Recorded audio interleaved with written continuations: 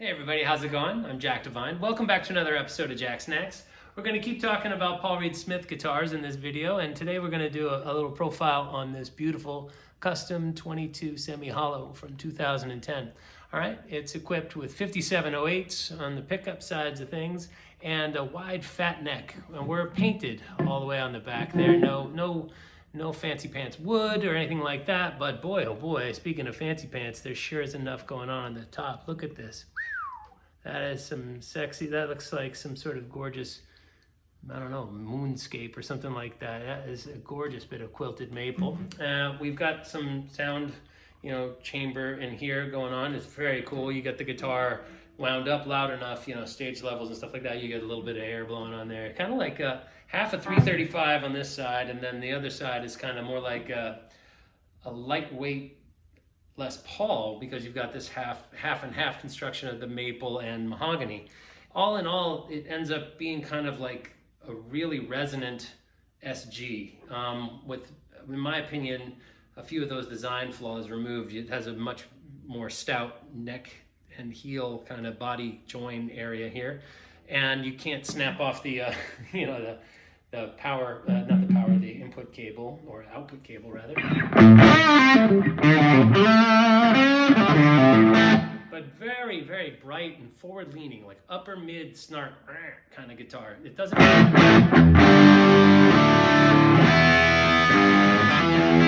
Okay, relative to the hollow body, it seems like it's more concerned with the fundamental and less about the kind of diversity of overtones that come from the fully hollow guitar I was just playing for the bulk of the morning. So of the four that are here, this is my second favorite, and it would definitely even be closer to my favorite if the tone control worked. Unfortunately, the tone control seems to have taken a powder when the guitar is on its way back to Maryland to get some finish work done. It fell off of one of those wall stands. So be careful, ladies and germs, with your nice guitars. They have a way of wiggle worming out of those. So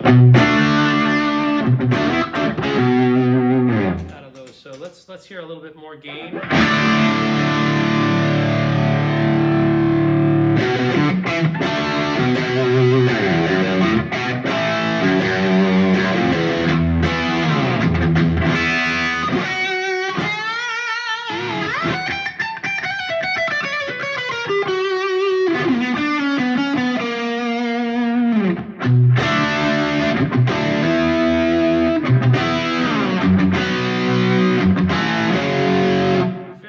Very aggressive rock sounding guitar.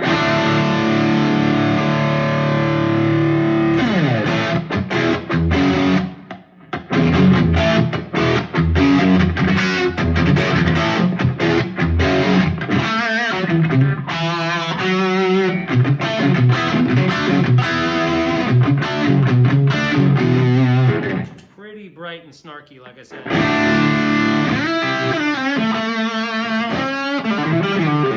So this is the bog standard, unmodified profile here of the Marshall. It's the Silver Jubilee. And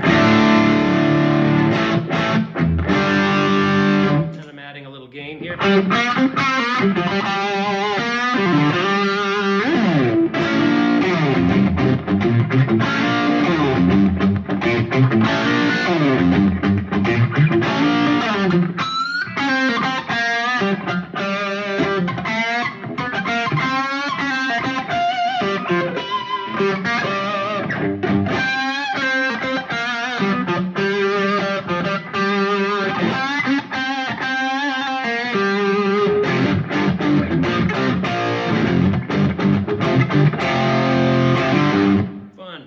Okay, so that's the bridge pickup, kind of wound up. Let's hear the neck. Okay, we've got.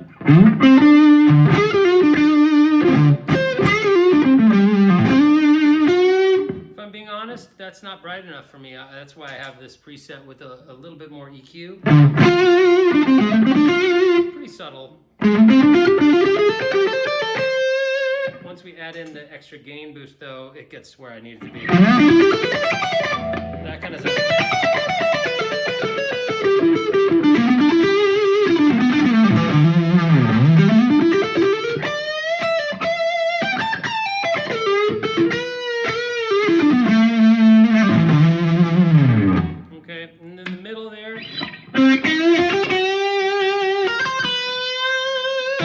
definitely has a little bit of that brighter.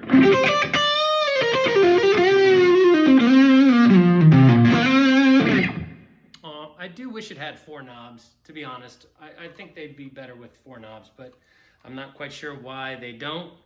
I definitely like having dedicated tone and volume for each pickup, and that also opens up the infinite options that happen when you blend both pickups. But, you know, I'm sure Paul had reasoning behind it, and frankly, if you really need that, you can always get the one that has the 4 knobs, but I can't find the one that I like configured in that way.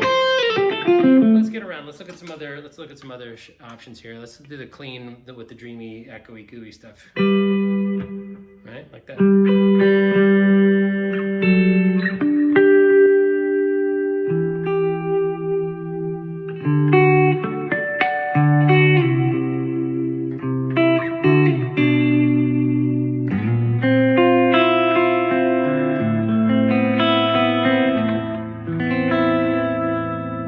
Pretty sweet.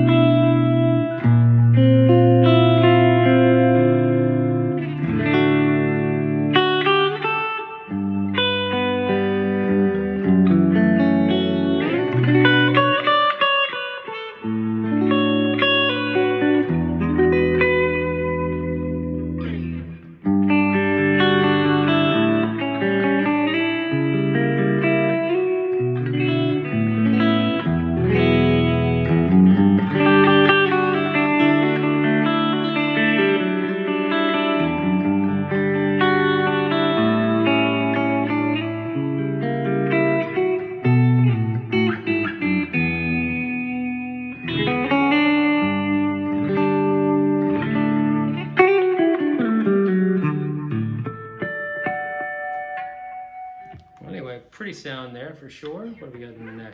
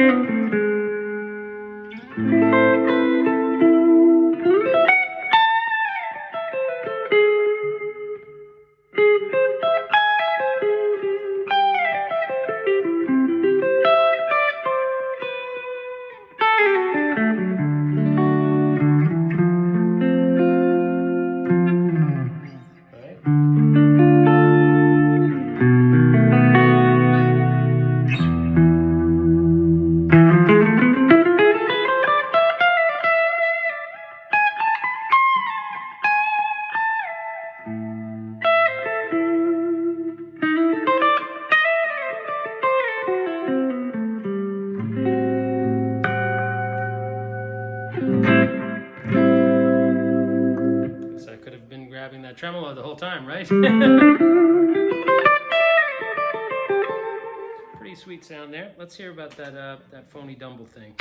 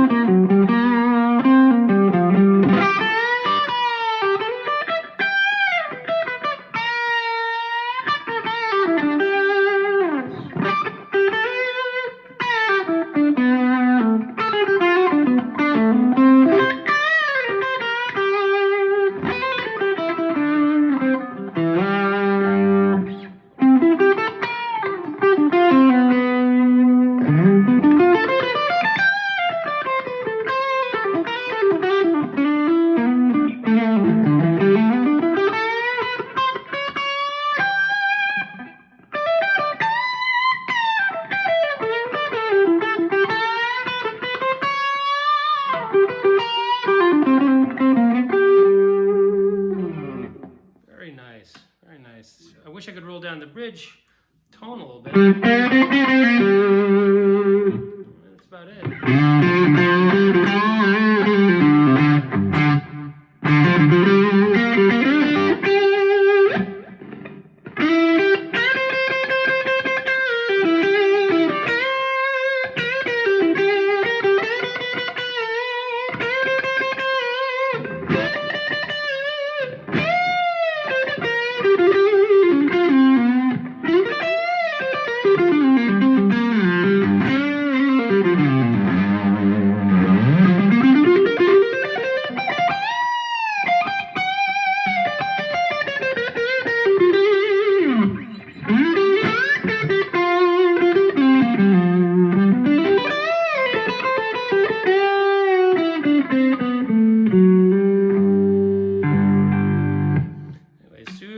Super cool guitar. I gotta say, this one's close to that fully hollow one. If it was maybe set up a little bit better, like, you know, its owner confessed to me that it wasn't in the best shape when he handed it off to me in the Wendy's parking lot. And it's true, it had new strings on it, and it's been a little wonky in terms of some tuning issues and some stuff like that. Goes to show that these things still need some TLC. But boy, oh boy, what an amazingly well-crafted instrument. And it is just feather light. This guitar I could definitely do one of the, you know, you hear about the mythical 4 or 5 hour gig. Yeah, you could totally do a big, long gig with this. Okay, it also has the ability to split the coils here. So, you know, what do we got here? My hands are too greasy. There we go. I'm not a big fan of splitting coils generally, but here it is. Right. Versus in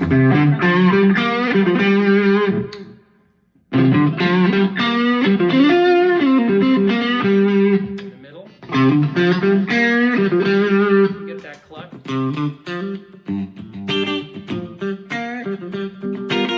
You know, it's got that kind of.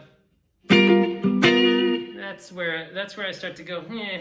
Doesn't really do that so great. But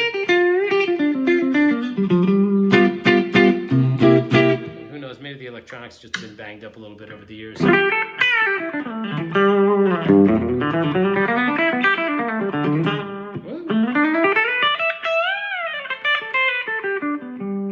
Just like me, banged up over the years. Anyway, folks, thanks so much for tuning in. If you're liking these videos, stay tuned. There's 2 more guitars to profile. All right, I'll be back in a little bit with some more of those. All right, cheers.